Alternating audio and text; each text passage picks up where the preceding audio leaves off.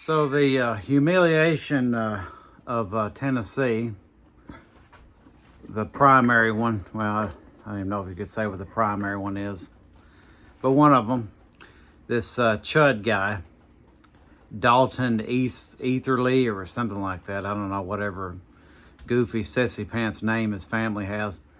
I saw something recently, and I don't know how authentic it is. Believe it or not, so he's a racist. But supposedly there's this black woman that he was with numerous times. Don't remember her name. Let's just call her Peggy. And from what I understand, he was seriously into Peggy. Yeah. I mean, he just could not get enough Peggy. And she's telling all kinds of things about him. And yeah, I was kind of wondered about it because he's got these strange mannerisms. Somebody went by filming him as he was out causing trouble, because that's what he did. He'd get his little fake, like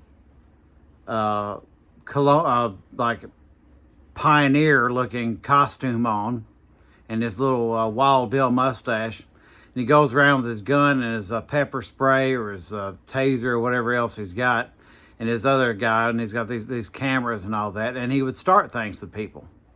I mean, what kind of person does something like that anyway, And you can't just call that free speech. If I go somewhere, I decide this is going to be my day, I'm going to go find some people who will be offended by certain words and then get close to them and say those words. Even if I have a right to do that, that makes me a terrible person and a troublemaker.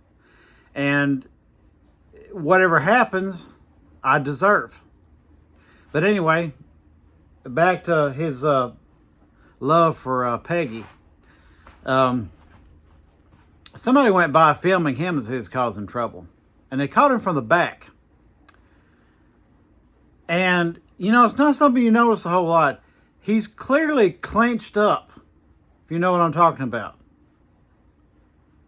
It's a weird stance. He looks like he's wearing shoes with lifts anyway. I don't know how tall he is. I'm not a tall person, so I'm not judging as far as that goes, but I can accept that I'm not a tall person. But he looks like he's clenched up. I mean, if you got somebody, hey, stand like you're trying not to crap your pants. That's how he's standing. He's all clenched up. And I wonder if that had something to do with, Peggy. Maybe that's just the way he's interpreting the stress. I heard they had some pretty rough times, It was, the experiences were very vigorous. Very, very vigorous. Lots of roughness with Peggy. But, maybe I get him ready for where he's going to be. Because a little message to you, doofus, the whatever. When you get into prison, I don't want you to back down on this freedom of speech thing. You make sure to assert your rights when you get in there, Dalton. You make sure you want to say those words that you were saying outside on the street. Make sure you walk up to anybody you want to say it to and start saying those same words. You insist on your freedom of speech, Dalton. That's right. You get in there in prison and if you see this huge black guy, you just walk right up to him and you just say those words. You just go ahead. You insist on your freedom of speech. I hope we've seen the last of you. I hope there's a nice box for you soon enough. I hope you're a cautionary tale. I honestly, I'm trying to be a better person. I've gotten, more crotchety as I've gotten older, but people like that, I absolutely hate them. I hate them. There's enough problems in the world, and he's just going around just causing trouble. Just starting fights where there's nothing. People are just hanging out, and here he comes.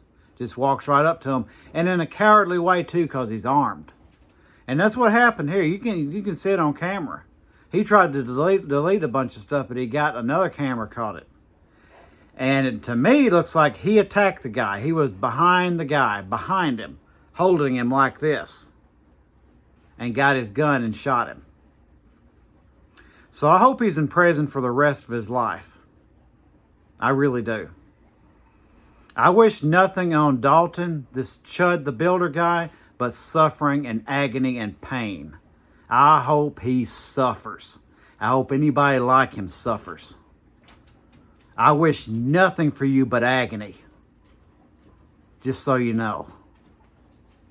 That's my freedom of speech.